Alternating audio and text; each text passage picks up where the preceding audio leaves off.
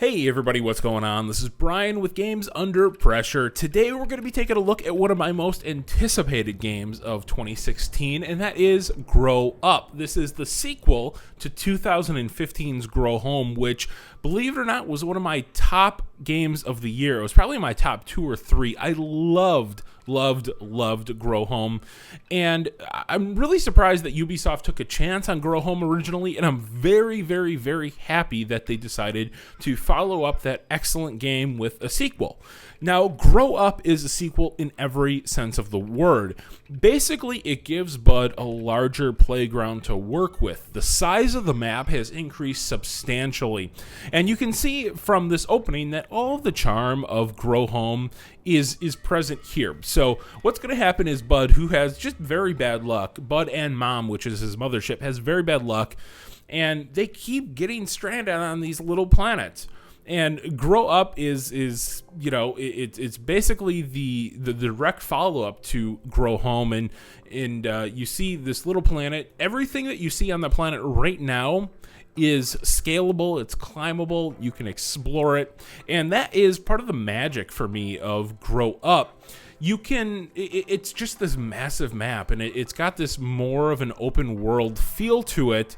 Even though the first one, you could go anywhere, you could sort of do anything there, this has a much larger scope that I'm really appreciating. I'm playing this game on the PC right now, and it is 4K, and I'm not quite hitting 60 frames a second. I'm hovering around 42, 43, and that's probably my biggest complaint with the game so far, is that the performance seems reduced compared to Grow Home. And I haven't heard a lot of people talking about this, and I'm surprised, but I'm running this on an NVIDIA GTX Titan X card, which is the 12 gigabyte version of this graphics card.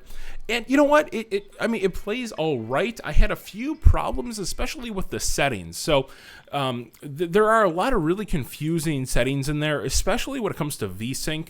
What I did was I just turned VSync off entirely, and you don't seem to get a lot of the tearing that you would typically with a game when VSync is off, but it still seems really weird. So if I enabled VSync, I was getting maybe 30 frames a second. It would spike to 35 and it would drop. But turning VSync off seems to have eliminated a lot of the problems that I had with this. So I would recommend doing that right off the bat if you're playing this on PC. If you're playing it on the Xbox One or the PS4, you don't need to worry about that. But the game is gorgeous. It's still really good looking. It has this really unique style with the voxels, and everything looks super pixelated, but it just feels right. Everything about this game feels right. It looks great. One of my favorite parts of Grow Home was actually the draw distance of this game. I thought the draw distance was spectacular. You could see every little aspect of the course. And even in this scene right here, when I'm talking to Pod, which is one of the new characters in this game, you can see the distant floating islands out there, and you can see all the waterfalls, and you can see the mushrooms and the plants, and even beyond that, you can see more. And that's what this game does really well, is it shows you the entire world, and probably more so than any other game that I've played, you get this sense of scope that is both intimidating and refreshing. It feels like, like there are all these distant lands and these distant areas to discover, and you can see here that I'm going for crystal right now, and that is one of the holdovers from Grow Home. You can still collect all these crystals, and as you can see, if you scan different plants, you get the seeds for those plants, which is a unique mechanic that was not in the original. So if you're looking to get to a new place or a new area, what you can do is you can deploy any of the seeds of the plants that you have recently scanned, which is a unique touch. So like what I just did there, I needed a crystal from one of these floating islands, and what I did was deploy a bouncy mushroom. I forget exactly what they're called, but I deployed one of those to get up to where I needed to be. There are a number, dozens actually, of plants that you can discover throughout this game, and the plants give you different little abilities. So one of my favorites is a plant called the fungus, which looks like a fungus. It looks like sort of like a flat mushroom, but that allows you to springboard to anywhere in the level. So it's a really unique mechanic. It's something that was not present in the original. and it does definitely add a new layer to this game. Now, is that completely necessary? That's what I'm struggling with. Even though I like the mechanic, I think it's cool. It doesn't seem to really fit into the core gameplay. I've only, in beating this game, I've only used it a few times. It's not ultra necessary, but it's still a unique touch. Now, unlike the original, B.U.D has this whole new world to explore. And if you've played Grow Home, what you realized by the end of it is that all the environments sort of seemed similar. There wasn't a lot of great variety in those environments that you could explore. Everything sort of looked the same. Well, with this, they give you literally an entire planet to explore. And the cool thing about that is they add all these different biomes to this space. So you have like a desert biome, you have a snow biome, you have a biome that is very similar to the original game. And what that does is add a lot of variety. Unlike the first game, where your goal was to just get as high as you possibly could using the plants, with this game you actually have to find different pieces of your ship, which were scattered around this map at the beginning of the game when you hit that unfortunate asteroid there. At first, I was a little almost intimidated by the scope of this game. It's not as simple as the first game, where you would just grow these plants, you'd have these outcroppings of this plant that you would navigate into the little floating, glowing islands, which you can see right here. And, you know, but it's really cool because what this does is force you to use all of the abilities that you've gained up until this point. The gameplay, the core gameplay of Grow Up is very, very, very similar to Grow Home. The idea, though, is that as opposed to the star plant being this one singular core idea and growing all the way up to your spaceship, there are multiple star plants throughout this entire game. So you have to find all of them. You have to go to these different environments to find them.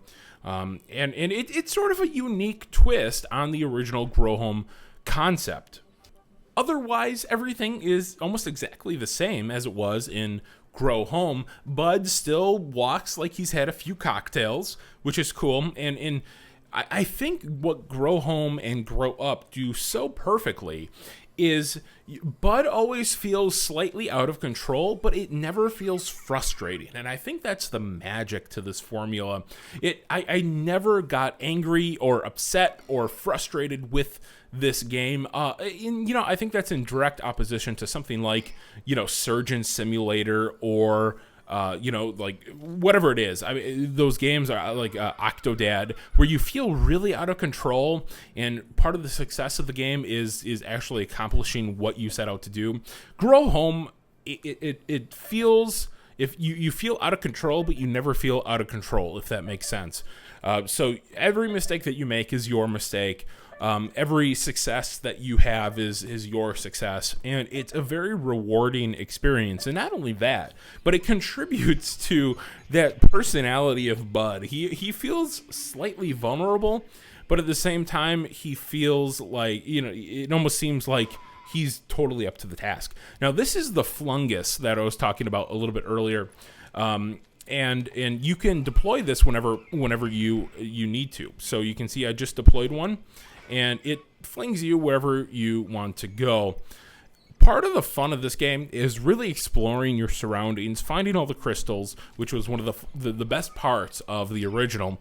But this allows you to scan all those DNA sequences of these plants and find them. So that adds a nice little layer of exploration and item gathering.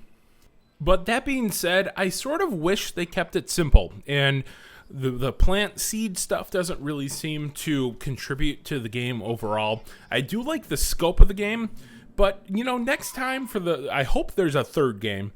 If they keep it even simpler, I'd be very, very happy. The game runs fairly well. I know they put out a patch, and the game is performing a little bit better than you see in this video, because this was right at the beginning launch day. But overall, yeah, I mean, the PC is definitely the place to buy this game if you have one. Otherwise, the PS4 and the Xbox One are serviceable, but they don't have, of course, the same graphical fidelity of the PC version.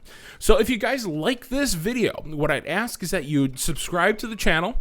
And if you are enjoying Grow Up, if you're not, let me know about it in the comments below. I'd be really curious to see how you're feeling about this game. There's been a lot of mixed reviews, 7s, 8s, things like that. But I'm curious to see just what you think of the game. So let me know in the comments. As always, thank you guys so much for watching, and I will catch you next time.